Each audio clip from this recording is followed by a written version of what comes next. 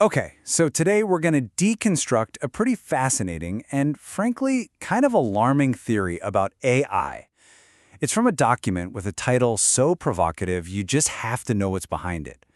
Our goal here isn't to agree or disagree with it, but just to break down the argument that's being made about technology, about influence, and about us. And there's the title itself, the GPT filtering lethal injection process. I mean, that's a heck of a phrase, right?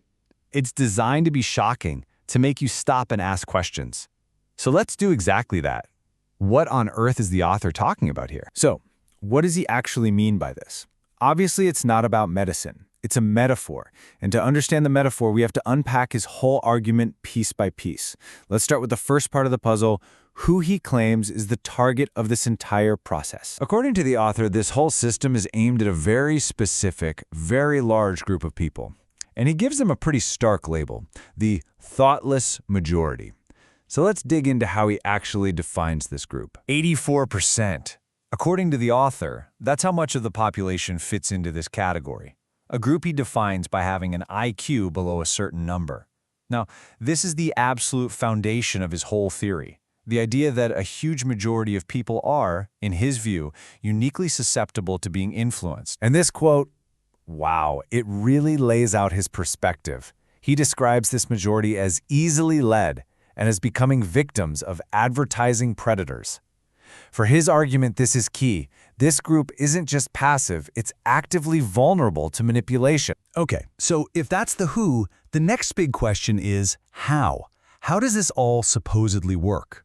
Well, the author answers that by laying out a technical process, a kind of engine for manipulation, and he illustrates it with a really detailed diagram.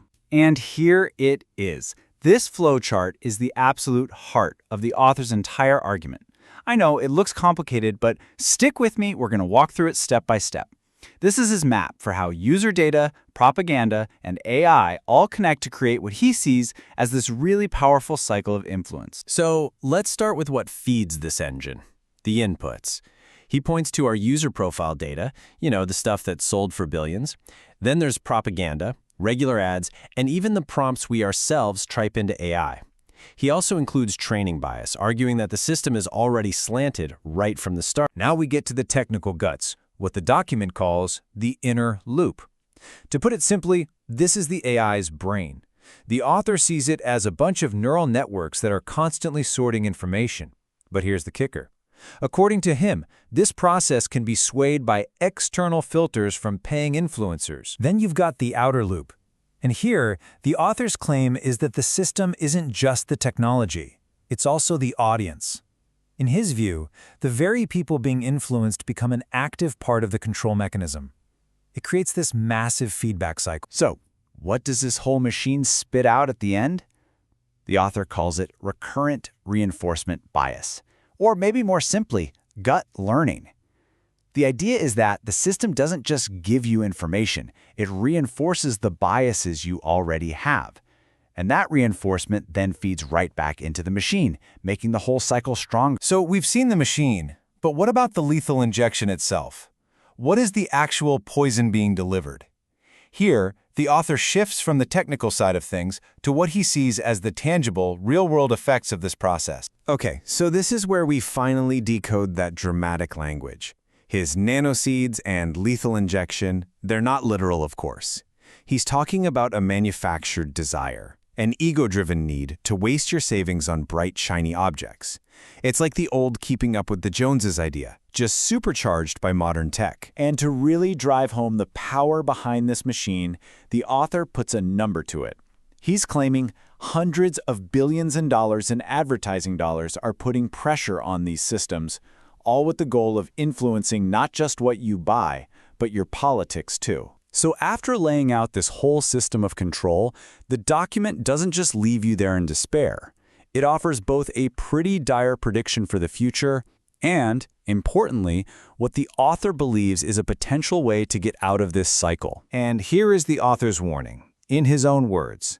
He's arguing that unless these AI models, these transformers, are programmed to reject nonsense, they could become tools for manipulation on a scale that he believes is just totally unprecedented. So, what's the antidote here? The author proposes this three-step solution. First, use open-source systems that are owned by everyone. Second, run these powerful AI models on your own personal computer, and the whole point of doing that is the final step, to negate the power of that outside paid influence and basically take back control. So we've walked through one author's very stark vision of AI as a tool for mass manipulation. Whether you agree with the specifics or not, it's a really potent expression of a deep anxiety many of us have. It forces us to ask a big question. As this technology gets more and more tangled up in our lives, how do we make sure it empowers us instead of just influences us? It's a question about control, information, and what we value, and that's definitely something worth thinking about.